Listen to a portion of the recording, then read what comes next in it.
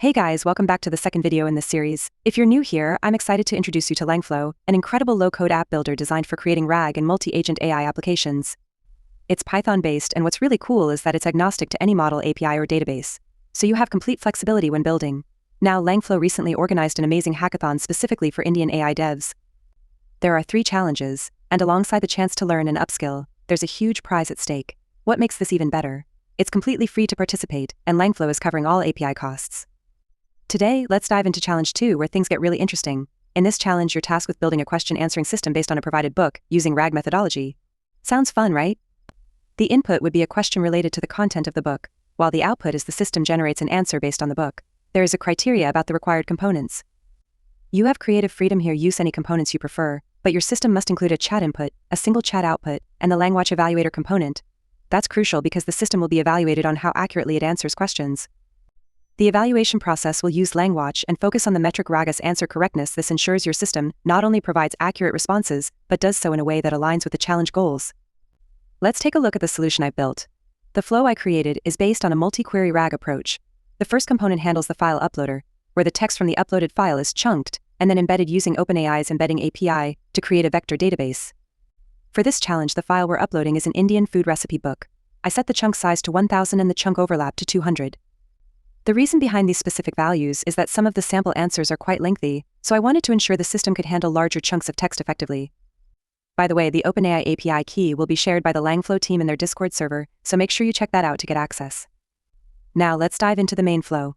First, I added an input component to take in the user's question. Then, I crafted a prompt using a few-shot learning technique.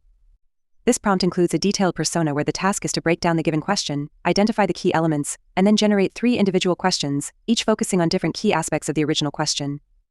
Here are 2 examples to illustrate how it works. The prompt is then sent to the GPT-4o mini model, and the output looks something like this. Now this JSON is sent to a component called JSON-to-data to transform it into a list containing the individual questions, ready to be parsed into 3 separate components. This JSON-to-data component is available in the Langflow store. Each of these questions is then used as a search query in the ChromaDB to retrieve the most accurate and relevant context. While it's possible to group these ChromaDB components, I've kept them separate for better clarity and understanding. After retrieving the 3 different contexts from the searches, they are all passed to the next prompt component for further processing. This is the final prompt of the RAG flow. It includes a detailed persona, the 3 retrieved contexts, and general instructions.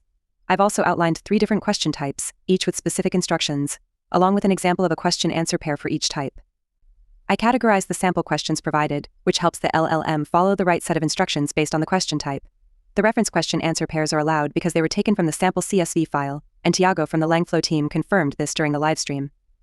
At the end of the prompt, the user's question is included, and it goes through a checklist to ensure it meets all criteria before generating the final response. In the CSV file, you'll notice that different colors are used to signify various question types, making it easier to classify them. This final prompt is then sent to GPT-4o mini to generate the answer for the given question. The generated response is then fed into the chat output component, as well as the language evaluator component. That wraps up the RAG flow. After this, you need to open the evaluator flow, which takes in the RAG questions CSV file. This file contains the final 10 questions used to evaluate the performance of your solution. Both the evaluator flow and the test CSV file are available in the Discord server. Once the evaluation is complete, I selected my RAG flow, entered my email ID and name, and generated the output in the desired folder. That's it, guys. Let's hope for the best in the results, and I'll see you in the next challenge.